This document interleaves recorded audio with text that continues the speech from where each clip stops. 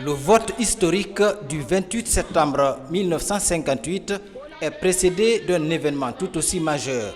Le 25 août, marqué par le passage à Conakry du président du Conseil français, le général Charles de Gaulle.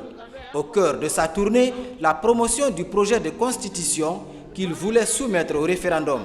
Plus large, ce référendum portait sur l'Union française et l'adoption de la nouvelle constitution française.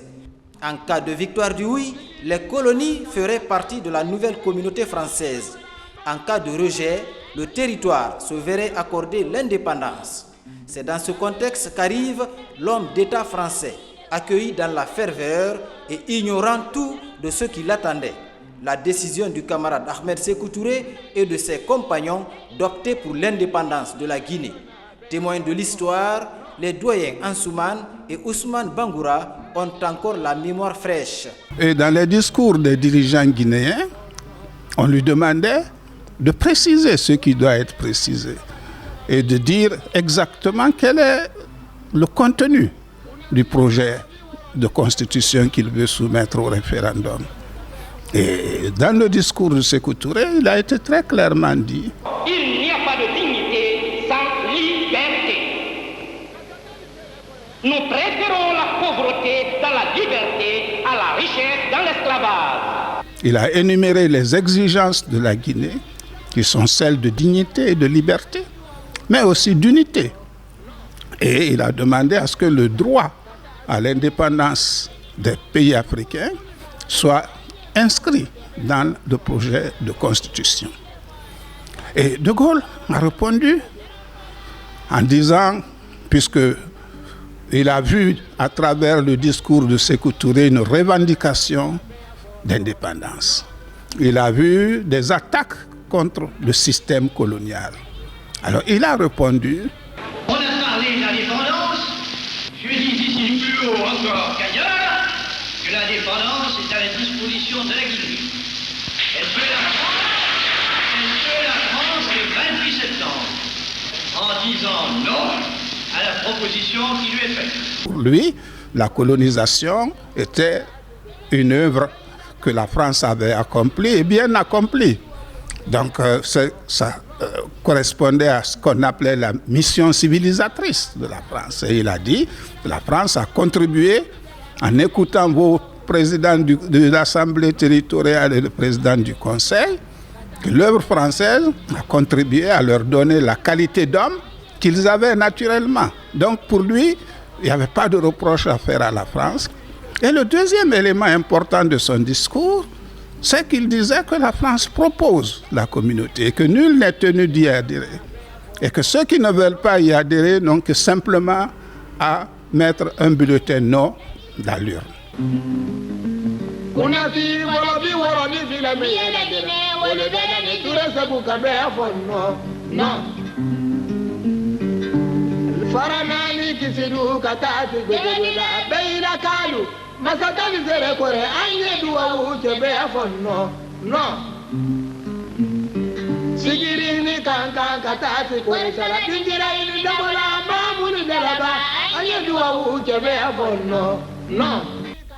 L'administration coloniale avait démarché des leaders guinéens, et notamment Bari Yawandou, avait proposé à Bari Yawandou de donner la consigne de voter oui à la communauté franco-africaine lors du référendum, et l'administration coloniale française mettrait donc à la disposition de Bari Yawandou ce qu'il faut, et financièrement et humainement, pour impacter le vote dans le sens voulu par la France. Bari Yawandou a dit non, je ne peux pas ne pas voter non, parce qu'il s'agit de recouvrer la liberté de mon pays Comment s'est-il caractérisé ce vote-là?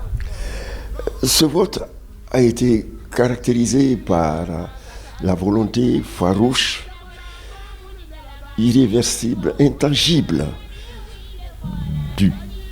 des populations, je dirais, du peuple de Guinée, de renouer avec sa liberté. L'engagement ferme de dire non à la colonisation qui s'apparentait à l'esclavage.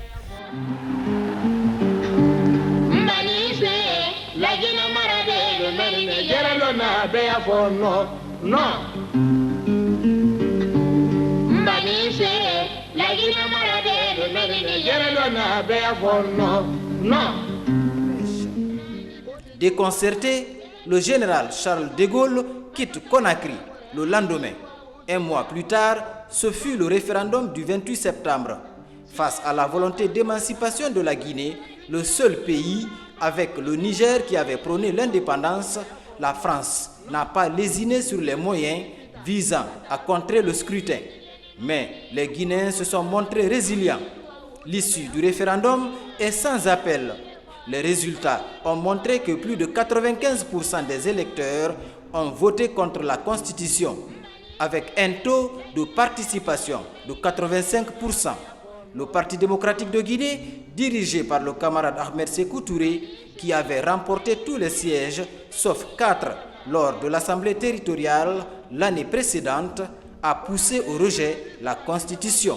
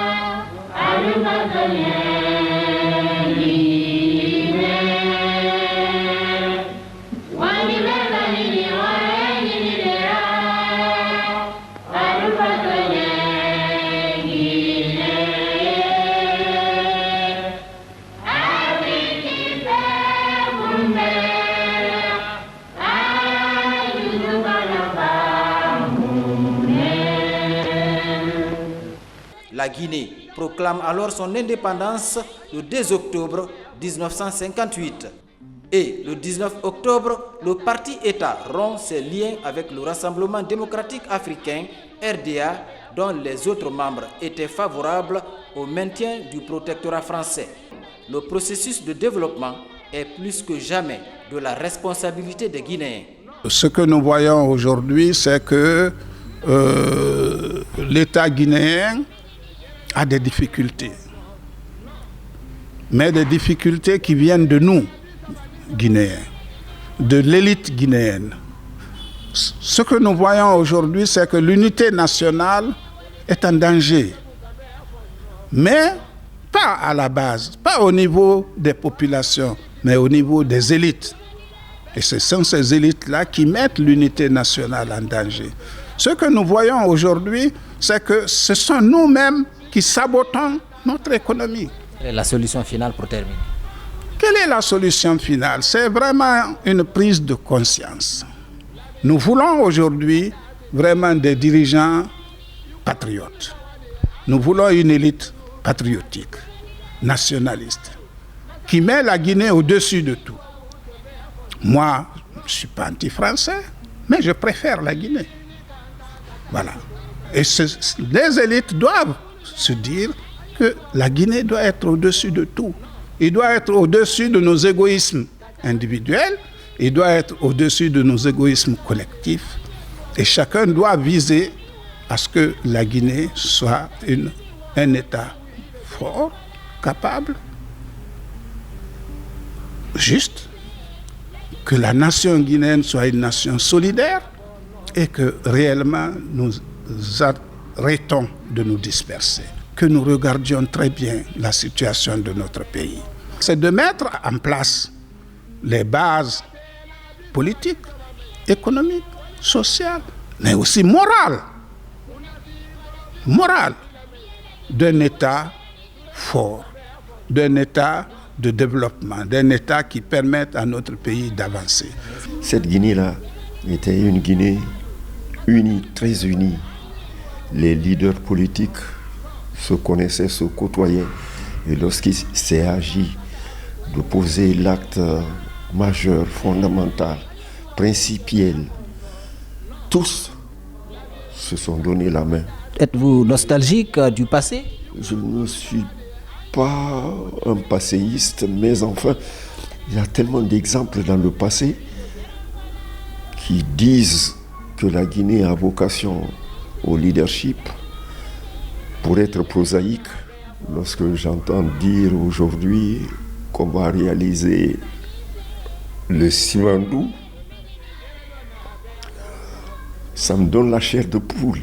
Il y a 40 ans, nous avons tout fait. N'est-ce pas?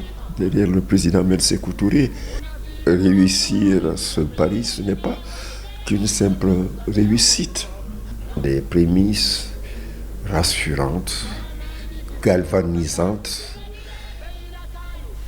de ce que peut être rapidement la Guinée si les Guinéens, au lieu de se battre, au lieu de se chamailler, se rassemblaient et se mettaient au travail. Dans les autres territoires, la chefferie coutumière et les chefs religieux, plus les dirigeants politiques d'alors, vont être la cheville ouvrière du oui pour le maintien de la colonisation sous la forme de communautés françaises.